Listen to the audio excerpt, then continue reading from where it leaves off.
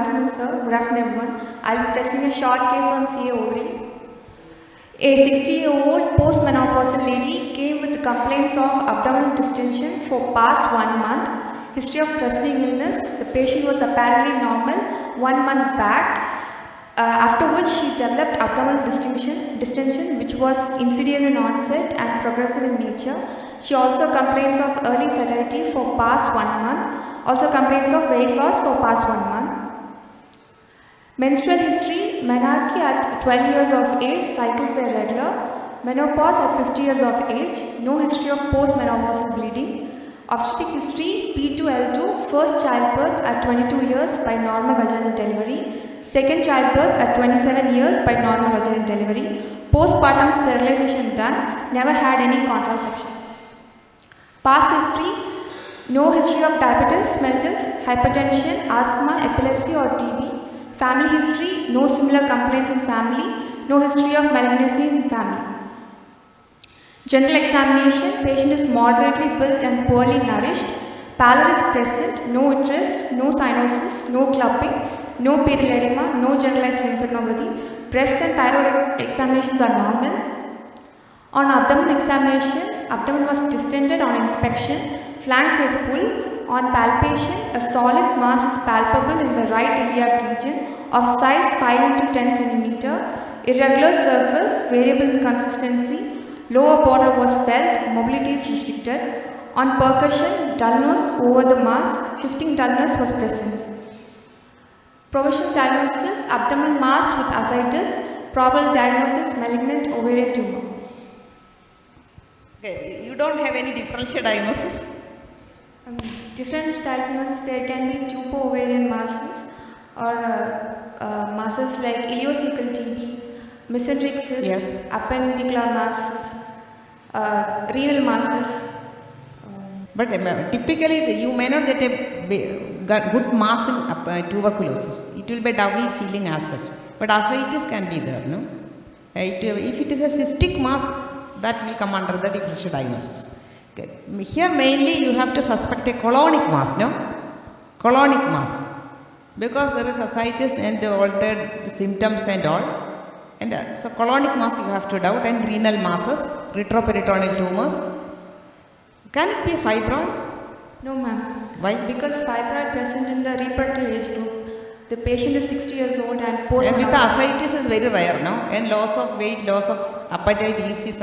So her clinical symptoms and findings more in favor of a malignant tumor only. The origin only we have to find out now. So how will you proceed? Ma'am, then I will proceed with speculum. In the history, is there any risk factor for ovarian tumor? Yes, ma'am, because the patient is 60 years old, extreme ages. Do you think that ovarian tumor will respect the age group? It can happen in any age group. But when you get an ovarian mass in an old lady, always you think in that line. It can happen in younger age also, no? What is the type of tumor in younger age? Germ cell tumor, yolk cell. Yes. So I'll proceed with speculum examination and pervaginal examination. In speculum examination, cervix and vagina appears to be normal.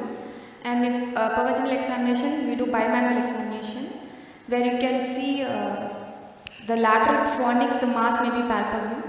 And when you palpate the mass of the abdomen, cervix, there is no transpiration impulses are seen. When you check the posterior fornix, there may be deposits in the pouch of Douglas.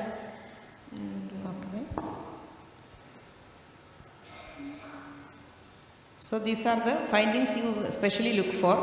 Then PR also you have to do, no? PR we see whether there is any rectal rectovaginal septum and any nodules in the POD. Pouch of Douglas. So posteriorly it is easy to find out now when you do PR. Okay. Okay, so now how will you proceed with this patient? Then we do ultrasound. Is there any family history, any protective factor in her case? Is there any protective factor? Can you prevent malignant ovarian tumor? She doesn't have any family histories, but family history is pregnancy is BRCA, no? BRCA mutation, BRCA1, BRCA2. Then pregnancy. Any predisposing condition in the reproductive history? Contraception? Contraception never used. OCP, no? That is the only factors. chemoprophylaxis I mentioned it for against a malignancy, no? If you take OC pills for continuously 5 years, there is 50% reduction in epithelial ovarian tumors. That is one suggestion. Then tubal ligation, Hysterectomy.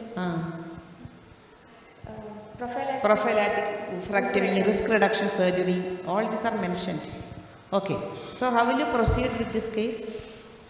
You said ultrasound. Ultrasound with Doppler is seen. If the ultrasound shows like multilocular, thick septa, ascites, higher vascularity, omental cakes, it suggests malignancy. And Doppler will show higher vascularity.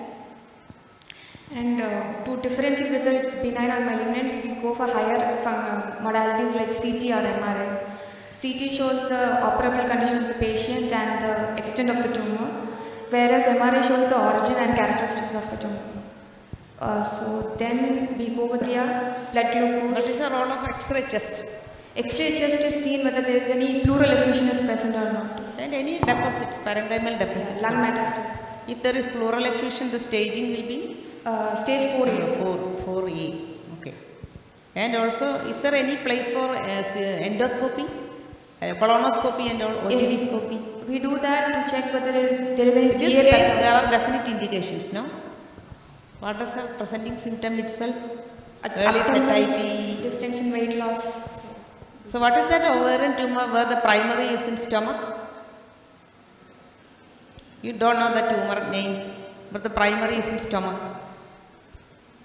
Krukenberg tumor. Yes.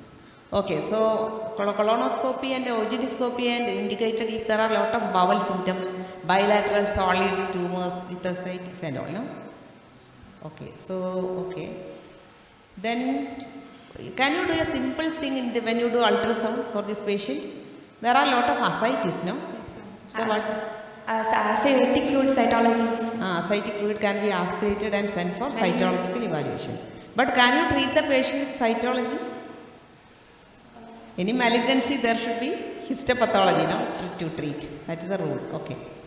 Then we go for management. We do surgical staging to do it. So we give general anesthesia. Then we do midline vertical incision. What tumor marker you will do in this case? Tumor marker we do CA 125. Only CA 125. Other things like CA 19-9. Mucinous tumors? Mucinous tumor we do CA 19-9 and we do LDH. LDH. She is 65. CEA, will you do CEA? Okay. Then you go ahead with the surgical staging, no? Because it is again a surgical staging, not a clinical staging. In the surgical staging, what incision you will put? Midline vertical incision. Okay, why? Why do you want to put a vertical incision?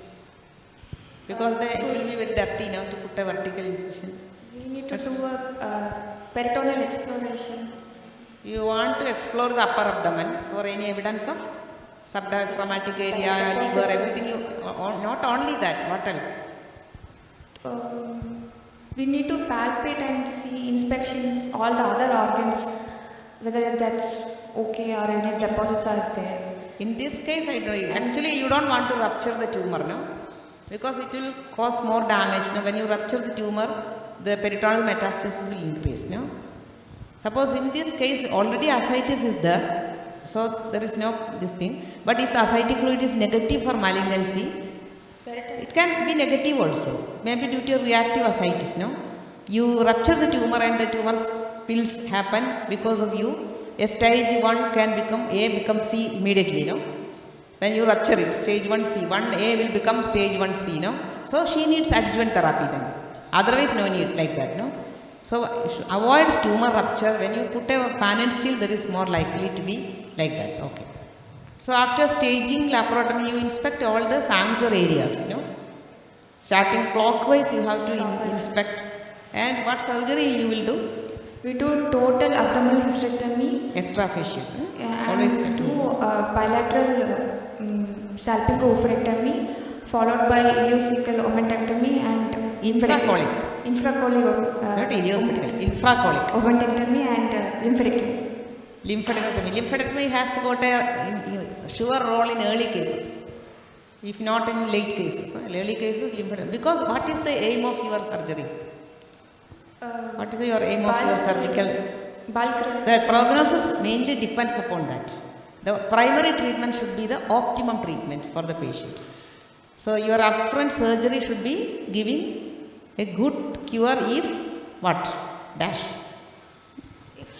Less than 1 yes, if the residual tumor is less than 1 centimeter. Not even 1. Nowadays they say it should not be visible naked with naked eye. That should be the aim.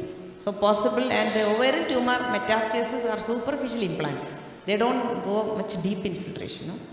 So that is the early stage. It is very, very important. You have to remove the lymphadenectomy. Should be done like that. Okay. Then adjuvant treatment. What is the drug of choice for adjuvant treatment? We give platinum based and taxane based. Cisplatin or carboplatin is used, and paclitaxel is used. Okay. What is NAC or neoadjuvant? Neoadjuvant is given before the surgery to downstage the tumor. We use the same drugs as 3 Why do you want to do neoadjuvant chemotherapy? You do that for all cases? We give, no, from the stage 3 cars. All stage 3? For inoperable cases, no? When you think that you cannot do maximum debulking, you better go for neoadjuvant and do surgery after 3 course, no? Okay. Thank you.